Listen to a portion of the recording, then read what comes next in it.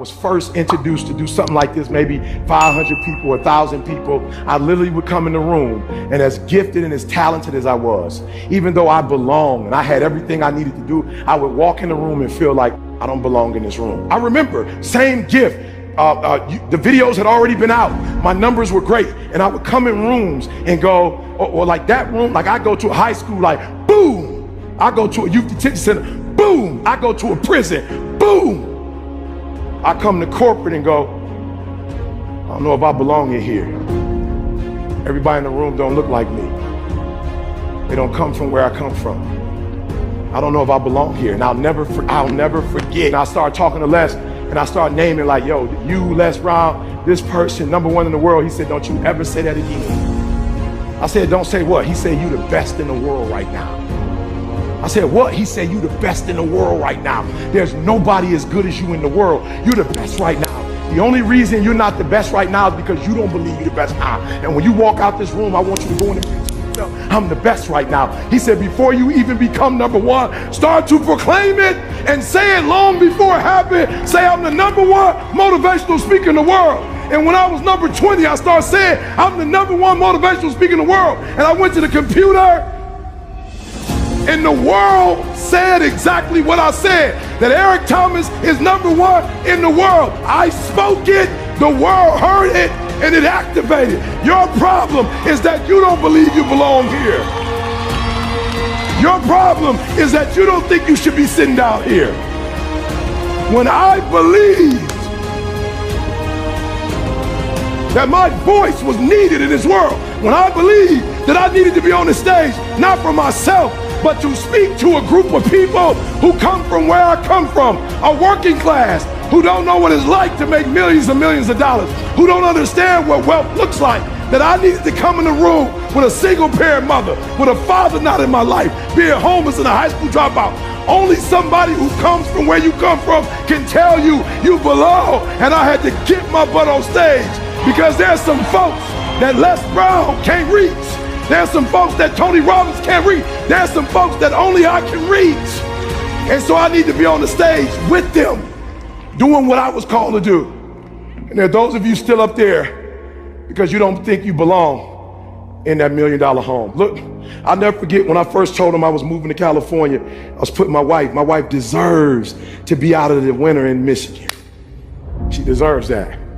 I remember they said, E.T., you moving to Cali? I was like, yeah. They said, what was the first thing they said? You know how expensive California is? I said, it can't be too expensive. There's millions of people that live there. Like for real, when I moved there, it won't be like 5 of us in California. There are 5 human beings. I'm like, there's a lot of people live in California. It can't be that expensive. Are you selling your home in Michigan? I said, no, why would I do that? How can you afford 2 homes? How can I not? My wife has MS. How can I not? She wants to be with her family in the summer and she wants to be in the warmth in the winter. How can I not be bi-coastal? I won't be the first one. As a matter of fact, there's some people who own 3 and 4 homes. So we got one there, and now I'm looking at the French Riviera as my next spot. We talked about the French Riviera, baby. That's my next spot. Listen to me very closely. If I had one message to leave you with that's a game changer, is you need to start to believe. Write this down. No.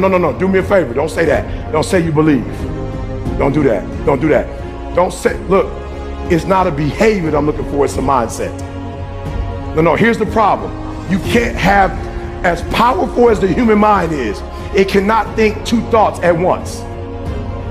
So here's what I need you to do. You need to get with these people down here and you need to reprogram your mind. All right, let me tell you why I'm saying that. So I got a friend of mine, like he sees how I treat my wife, right? So like I was homeless, high school dropout. So anything, like if Didi thinks that I'm gonna get it for her, I cook, I clean, like we are a partnership, like we do everything together. And so my boy watched the response I was getting from my wife as I wash clothes, as I cook, as I iron.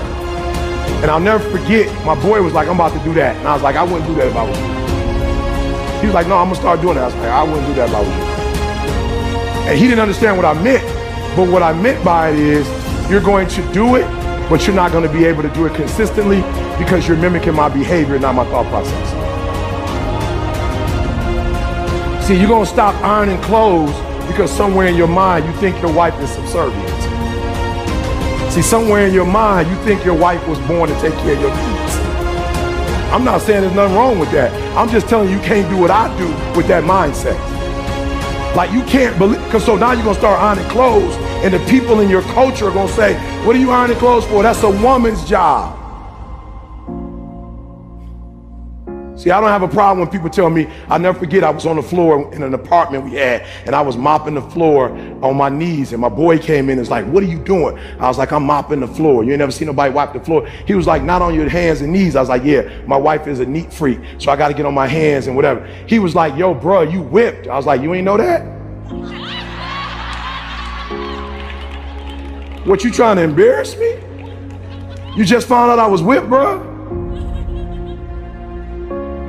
He was like, yeah, you whipped. I was like, I see that as a compliment. Whipped. Bruh, when I was homeless and living in abandoned buildings, my girl would sneak me into her crib. When I didn't have a job, she would give me her allowance at 15. When I went to college, she was the one that said, go get your GED and follow me to college or I'm breaking up with you. When I started my speaking career, she was the one that got her job first as a nurse, and we had health insurance, and the first house we bought, my credit was so messed up, she couldn't even take my last name. She bought the first house with her credit. What do you mean about, yeah, I'm whipped and loving it. I'm about to buy me a shirt that said whipped. So you ain't even gotta ask me. Are you hearing what I'm saying? I worship the ground she walks on because she been there for me since day one. So you can't mimic what I'm doing if you don't think like I think. I look at my wife as a queen. You look at your wife as your servant. There's nothing wrong with that. There's nothing wrong if you guys have those roles. There's nothing wrong with that. I understand that. I've been with my wife my whole life. All of my success. I can't even divorce her because I don't know what's mine and what's hers. Like I never accomplished anything on my own. You're not hearing what I'm saying. So there are those of you who want to mimic their behavior. It's not their behavior you need. It's their mindset that you need. It's the way they think is what you need. And when you begin to think, let me say this to you, and this is gonna be weird for my working class people. I actually worked harder when I worked. I know I got a GED. I'm so simple, you like, it go right over your head. I'm gonna say it to you one more time. What I make in an hour now presentation, I actually worked harder when I was working. And some of y'all, you have been in the working class your whole life. You missed what I just said. I actually worked more hours, worked harder, and got less money when I used to work. Now that I have a wealth mentality, I just had a promoter call me to do some stuff in another country and was like a couple hundred, and I'm like, I'm good, bro. And he was like, no, did you hear how much I said? My man couldn't believe I was telling him no. He was like, how can you say no to 200,000? I said, because I'm an ATM machine, I'm wealth. I don't work for money, I think up money. Okay, I'm gonna say it one more time. I don't work for money, I think of ideas and make money.